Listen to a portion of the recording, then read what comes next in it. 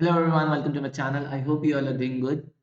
तो भाई last class में हम लोगों ने किए थे आईसीएससी के most important topics discuss semester 2 के मार्च अप्रैल के एग्जामिनेशंस के लिए। इस बार हम डिस्कस करने वाले हैं आईएससी 12th क्लास के एग्जाम्स के लिए मोस्ट इंपॉर्टेंट टॉपिक्स। और यकीन मानिए, अगर मैंने इन टॉपिक्स का बोला है जो जो इम्पोर्टेंट हैं तो मतलब उनमें से क्वेश्चन आना ही आना है, इट दैट्स फॉर श्योर। ठीक है, 90% से ज़्यादा क्वेश्चंस उन्हीं टॉपिक को कवर करेंगे। ठीक है, एक दो टीचर के ऊपर डिपेंड करता है वो किस तरह का टीचर की मेंटालिटी चल रही है उस टाइम पर। ठीक है, तो स्टार्ट करते हैं। वीडियो को एंड तक ज़रूर देखना। ओके, और इसे ज़्यादा से ज़्यादा शेयर करना ताकि और लोगों का भी भला हो सके। Okay, let's start. तो ये मेरे पास बाइफरकेटेड सिलेबस है आपका। सेमेस्टर 1 में आपका 35 मार्क्स का ये सब कवर हो चुका है। अब है हमारा सेमेस्टर 2, ये भी 35 मार्क्स का है। But the pattern here is different. यहाँ पर आपके सब्जेक्टिव क्वेश्चंस भी हैं और ऑब्जेक्टिव क्वेश्चंस भी हैं एंड टाइम 1.5 आ रही है। ठीक है, तो ये आपके टॉपिक्स हैं chemical kinetics, surface chemistry, DNF block, coordination compounds, aldehyde ketones, carboxylic acid, organic compounds containing nitrogen, biomolecules, chemistry in everyday life, है ना? ये सब बेसिकली इसमें आपका ऑर्गेनिक का पार्ट ज़्यादा है ना? अ, हमारा पेपर का पैटर्न किस तरह से रहेगा? तो जिस तरह से स्पेसिमेन पेपर दे रखा है, उसके हिसाब से 7 नंबर का करीब उन्होंने ऑब्जेक्टिव क्वेश्चन दे रखा है एंड बाकी जो है 28 मार्क्स का थ्योरेटिकल दे रखा है, ठीक है? उसके भी सब डिवीज़न कर रखे थे उन्होंने 2-2 मार्क्स के 8 क्वेश्चन, दैट इज़ 16 मार्क्स का आपका क्वेश्चन्स पार्ट बी में, और पार्ट सी दे रखा था तो इसमें 3-3 मार्क्स के 4 क्वेश्चन्स थे, तो वो हो गए 12 number. That makes total of 35, है ना? पेपर को सॉल्व कैसे करना है, अटेम्प्ट कैसे करना है, वो हमारा इस टाइम पर मोटिव नहीं है। मोटिव है कि हमारे को पेपर में क्या-क्या इम्पोर्टेंट है, ठीक है? तो अगर मैं पेपर का डिवीज़न बताऊँ, तो हमारा केमिकल काइनेटिक्स और सरफेस केमिस्ट्री 7 से 8 नंबर का आ सकता है, जिसमें आपको 2 न्यूमेरिकल्स मिलेंगे ही मिलेंगे काइनेटिक्स के, ठीक है? या तो वो 5 नंबर के होंगे या 6 नंबर के हो जाएँगे, और 2 नंबर का 1 या 2 फिल-अप्स आपके सरफेस केमिस्ट्री। देन अगर डीएनएफ ब्लॉक और कोऑर्डिनेशन कंपाउंड्स की बात करूँ तो वो 6 से 7 नंबर बन सकते हैं, जिसमें आपका डीएनएफ ब्लॉक के 1-2 क्वेश्चन आ सकते हैं डी ट्रांजिशन वगैरह पर, और कोऑर्डिनेशन कंपाउंड्स में आपका आइसोमेरिज्म, नोमेनक्लेचर, इस पर 2 नंबर का क्वेश्चन इस पर आ जाएगा, 2-3 नंबर का, और बाकी आपको पूछ लेंगे आपकी जो भी थियरीज़ हैं इन सब में से, सीएफटी वगैरह में से, है ना?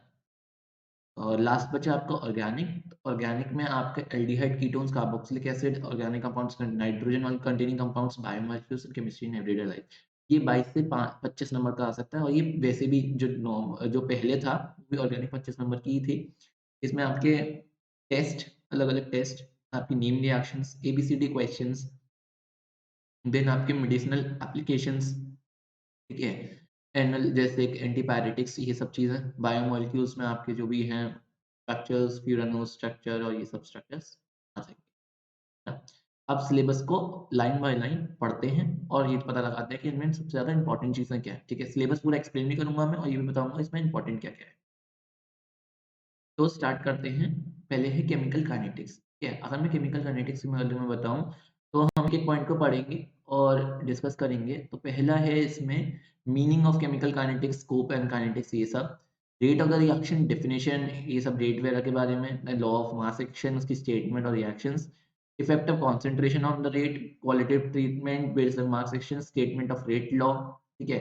तो इसमें बेसिकली आपका, मैं सिलेबस एक्सप्लेन नहीं कर रहा हूँ, मोस्ट इम्पोर्टेंट टॉपिक्स पर वीडियो है, तो इसमें जो आएगा इम्पोर्टेंट टॉपिक, वो 3 तरह के क्वेश्चन आ सकते हैं। पहला आपको वो दे देगा ऑर्डर निकालना, रिएक्शन का ऑर्डर बताना है आपको, वो बताने को कह देगा। सेकंड टाइप का क्वेश्चन आ जाएगा जिसमें फर्स्ट ऑर्डर रिएक्शन से जो क्वेश्चन हो सकता है, या तो पूछ लेगा वो time required, rate constant is this, इतने से इतने बन गई, बताओ टाइम कितना रिक्वायर होगा, या फिर रेट कांस्टेंट कितना होगा, या फिर रेट कांस्टेंट की यूनिट पूछ लेगा कि ये वाली यूनिट है, बताओ इससे कौन ऑर्डर ऑफ द रिएक्शन क्या है ना? ये वाले question, okay. Characteristic, so first order reaction और उसके ग्राफ काफ़ी इंपॉर्टेंट बनते हैं, ठीक है? तो पहला क्वेश्चन मैंने आपको बता दिया, order of the reaction important, this is important, जहाँ भी स्टार मार्क करूँ वो इंपॉर्टेंट है। Order of the reaction is important. Then जो है problems related to half life and first order rate, ठीक है? ये इंपॉर्टेंट है।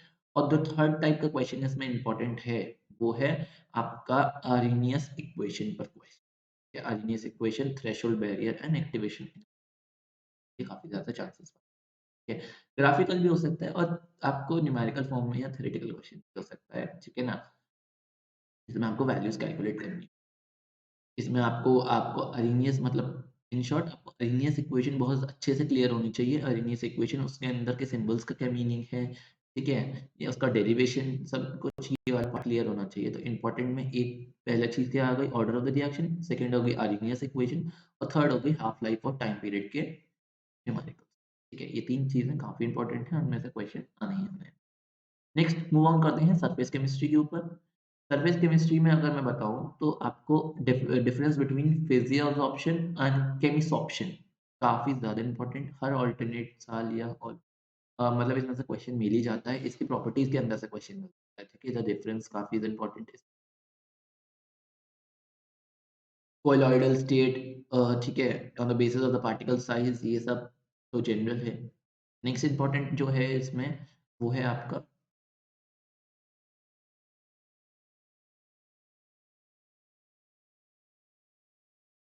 Gold number and this rule define form में, ठीक है? ये सब आ सकता है। And applications of colloids in daily life इसमें आपका जो है आर्टिफिशियल रेन और इन सब के बारे में पूछ सकता है वो। हार्डली बस 2 ही चीज़ें इनमें इम्पोर्टेंट है, एक तो gold number and Hardy-shields rule and second one is that, ठीक है? आपका डिफरेंस। नेक्स्ट मूव ऑन करते हैं डीएनएफ ब्लॉक की तरफ। तो वो वाला क्वेश्चन आपका 8 मार्क्स में क्लियर हो गया। अब ये 6 टू 7 मार्क्स का जिसमें डीएनएफ ब्लॉक मैं कह रहा हूँ 2 नंबर तक आ सकता है। ना, तो इसमें आपका लैंथेनॉइड कंट्रैक्शन, एक्टिनॉइड कंट्रैक्शन इस पर क्वेश्चंस आएगा। एक पहला क्वेश्चन टाइप 1 हो गया lanthanoid and actinoid contraction. Type 2 जो है वो हो गया आपका कलर, कि ये हमारे को विज़ कलर क्यों नहीं दिखता है, व्हाइट क्यों अपीयर होता है? इसकी रीज़निंग, ठीक है ना? इसकी रीज़निंग थर्ड हो गया आपका एक्सेप्शन के कुछ आपके मेटल्स जो हैं वो प्रॉपर्टी शो नहीं करते वैसी, पर आपके वो डी ब्लॉक में क्यों रखे हुए हैं, है ना? जैसे आपका ज़िंक हो गया, है ना? इन सब के बारे में। तो ये तो आपके 3 टाइप के क्वेश्चंस हो गए। पहला कॉन्ट्रैक्शन का, दूसरा कलर का और तीसरा आपकी जो है आपको एक्सप्लेन करने का कि क्यों ये एलिमेंट्स को हम लोगों ने डी ब्लॉक में ऐड किया। ओके, नेक्स्ट मूव करते हैं कोऑर्डिनेशन कंपाउंड्स की तरफ। ये आपका 4 से 5 मार्क्स में पहली चीज़ इसमें पहले 3 टाइप के क्वेश्चंस बताए थे मैंने। इसमें पहले टाइप का क्वेश्चन है आपका नोमेनक्लेचर पूछ लेगा, ठीक है ना? नोमेनक्लेचर बताओ इनका। सेकंड टाइप आपको आइसोमेरिज्म बताना है, ठीक है ना? तो आइसोमेरिज्म में आपको काफ़ी क्लियर होना चाहिए, है ना? सारे टाइप के स्पेशली ऑक्टाहेड्रल कॉम्प्लेक्सेस से रिलेटेड, टेट्राहेड्रल के लिए जनरली नहीं पूछेगा, ऑक्टाहेड्रल के लिए क्लियर होना चाहिए, ठीक है ना? और क्या कहते हैं आइसोमेरिज्म पहली चीज़ हो गई, ठीक है? पहली चीज़ हो गई नोमेनक्लेचर, सेकंड चीज़ हो गई आइसोमेरिज्म। देखो, पहला हो गया नोमेनक्लेचर, सेकंड चीज़ हो गई आपकी आइसोमेरिज्म, थर्ड चीज़ हो गई आपकी वीबीटी से इनर ऑर्बिटल कॉम्प्लेक्स और जो है आपके आउटर ऑर्बिटल कॉम्प्लेक्स एक्सप्लेन करना। ऑर्बिटल है या जो है आउटर ऑर्बिटल कॉम्प्लेक्स है उसका मैग्नेटिक मोमेंट कैसा है, बोर मैग्नेट्रॉन में उसका म्यू निकाल के आपको ये प्रेडिक्ट करना है कि वो क्या कहते हैं कैसा है, पैरामैग्नेटिक है, डायमैग्नेटिक, ठीक है? 3 टाइप के क्वेश्चन्स यही हैं। चौथे में अगर मैं बात करूँ तो सीएफटी के थोड़े से एप्लीकेशंस आ सकते हैं, but it is not so important जो क्वेश्चन बनाने वाली चीज़ है, तो ये 3 टाइप की चीज़ें हैं, है ना? नेक्स्ट मूव करते हैं आगे की तरफ। इस मैं चाहता तो आपको डायरेक्ट आज के वो लिख के दे देता कि ये चीज़ें इसमें इम्पोर्टेंट है, पर मैं आपको सिलेबस साथ-साथ में पढ़ाता जा रहा हूँ ताकि आपकी अंडरस्टैंडिंग अच्छी हो। कि आपको एक-एक लाइन से क्लियर होगा कि हाँ, क्या-क्या, कहाँ-कहाँ इम्पोर्टेंट है। ठीक है? और आपके पेपर में चॉइस तो है नहीं, कंपल्सरी है पूरा पेपर तो आप कुछ चीज़ छोड़ भी नहीं सकते। नेक्स्ट अब हम मूव करते हैं हमारे ऑर्गेनिक की तरफ जो कि आपकी 22 से 25 नंबर की है। Aldehydes, ketone and carboxylic acid काफ़ी ज़्यादा इम्पोर्टेंट चैप्टर, ठीक है ना? इसमें आपकी preparation from alcohols, from alkenes, alkynes, acid chlorides है, कैल्शियम सॉल्ट है, नाइट्राइल्स है, एस्टर्स है। जो इम्पोर्टेंट वन है वो है अल्कोहल से, एल्कीन्स की ओज़ोनोलिसिस करके, ओज़ोनोलिसिस में अब वो आपको क्वेश्चन दे सकते हैं, ये और ये हमारे को प्रोडक्ट मिला, बताओ कौन क्या कहते हैं कौन-सा हमारा एल्डिहाइड कीटोन है। उस पर name questions, name reaction questions आते हैं, एबीसीडी क्वेश्चन्स आते हैं।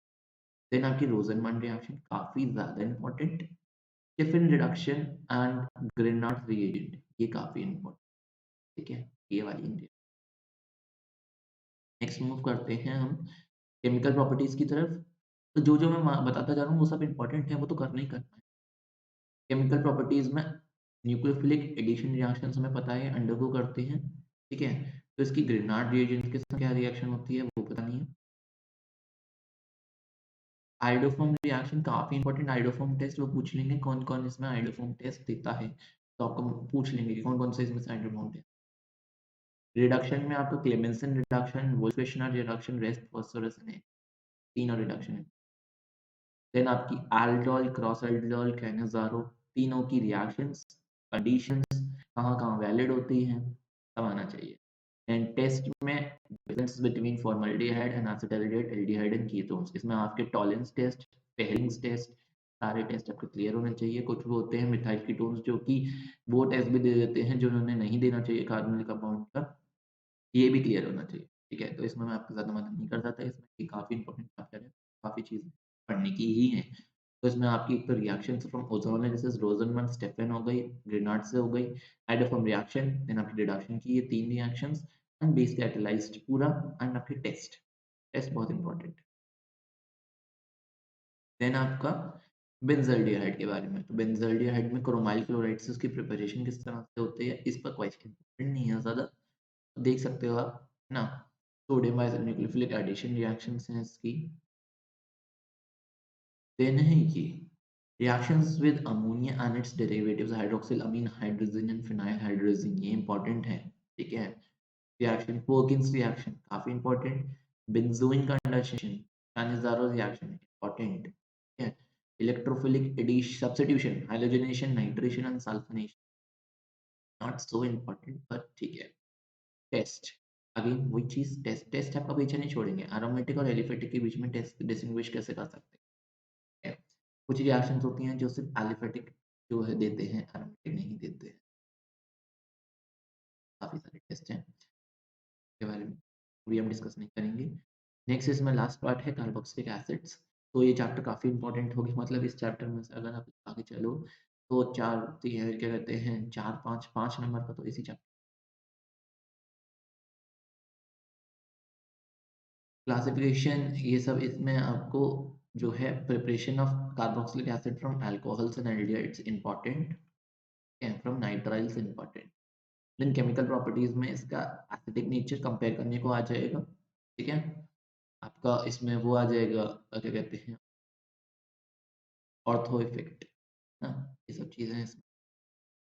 देन उसके बाद from decarboxylation reaction HBZ reaction काफ़ी important and substitution and benzene test for acids forming acid है कि बेंजोइक एसिड आपको पता है बेंजोइक एसिड आपका बफ कलर टेस्ट देता है, ये सब टेस्ट आपके आपको आने चाहिए। तो इसमें मैं आपकी ज़्यादा मदद नहीं कर पाया क्योंकि इसमें काफ़ी कुछ है। नेक्स्ट मूव करते हैं, ठीक है ना? नाइट्रोजन कंटेनिंग कंपाउंड्स की तरफ। तो नाइट्रोजन कंटेनिंग कंपाउंड्स में आपको नोमेनक्लेचर पता होना चाहिए, सेकेंडरी अमीन्स, प्राइमरी अमीन्स, ठीक है? अमीन्स के बारे में ठीक है, अमीन्स की प्रिपरेशन अल्कोहल से कैसे हो सकती है, अमीन्स हमारे अल्काइल हैलाइड से कैसे बन सकते हैं, साइनाइड से कैसे बन सकते हैं, अमाइड से कैसे ये चारों पता ही होने चाहिए। और ये सॉरी मैं ये भूल गया गेब्रियल थैलेमाइड्स ये काफ़ी इम्पोर्टेंट है, तो प्रिपरेशन ऑलमोस्ट सारे ही इम्पोर्टेंट। देन आपके distinction between primary, secondary and tertiary alcohol किस तरह से आप कर सकते हैं, वो इम्पोर्टेंट है। हिंसबर्ग टेस्ट आपका हिंसबर्ग रिएजेंट उसके थ्रू। देन इसकी बेसिक कैरेक्टरिस्टिक और कार्बाइलअमीन रिएक्शन। कार्बाइलअमीन रिएक्शन कौन देता है, ठीक है? वो एंड बेसिक कैरेक्टर किस तरह से कंपेयर कर देंगे, आपको 3 अमीन्स दे देंगे, आपको पूछेंगे इनमें से बता सबसे ज़्यादा इनको अरेंज करो इनकी ऑर्डर ऑफ बेसिसिटी। देन आपका एनालीन, एनालीन में अगर मैं बात करूँ तो एनालीन में आपको क्या बोल सकता है? एनालीन में बोल रहा है वो फिजिकल रिडक्शन ऑफ नाइट्रोबेंज़ोन ये इम्पोर्टेंट है। इन केमिकल प्रॉपर्टीज़ में इसकी एल्काइलेशन, अल्काइलेशन, बेंज़ोइलेशन, कार्बाइलअमीन रिएक्शन, ठीक है? वो सब सेम ही रहेंगी। डायोडाइज़ेशन आइस कोल्ड मिक्सचर जो बनता है, डायोडाइज़ेशन की रिएक्शन, इलेक्ट्रोफिलिक सब्स्टिट्यूशन में इसके कुछ वो होते हैं टर्म्स एंड कंडीशन वो भी देखना है। टेस्ट फॉर एनालीन, देन है डायज़ोनियम, डायज़ोनियम में आपकी साइमंड्स रिएक्शन, गैटरमैन्स रिएक्शन ये होनी चाहिए आपकी, और कपलिंग रिएक्शन, कपलिंग रिएक्शन में आपका कपलिंग रिएक्शन काफ़ी इंपॉर्टेंट है। तो अगर मैं इसे समराइज़ करूँ, तो इसमें आपका coupling reaction, Sandmeyer, Gattermann, टेस्टोर aniline, उसका डायोडाइज़ेशन रिएक्शन, देन उसके बाद देखो ये ऐसे चैप्टर हैं इसमें कोई इम्पोर्टेंट कोई बता ही नहीं सकता कि क्या इम्पोर्टेंट।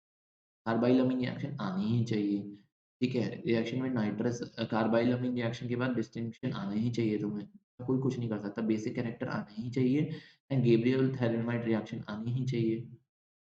साइनाइड अल्कोहल से इन सब से प्रिपरेशन तो आनी चाहिए क्योंकि हमें नहीं पता ना कि एक सिलेबस नहीं होता ऑर्गेनिक केमिस्ट्री का डिफाइन। क्वेश्चन आपका जो है एबीसीडी फॉर्म में भी पूछ सकता है, वो एक पैराग्राफ फॉर्म में भी पूछ सकता है, आपको वो एमसीक्यूज़ में भी पूछ सकता है, तो we never know what is in the mind of the examiner.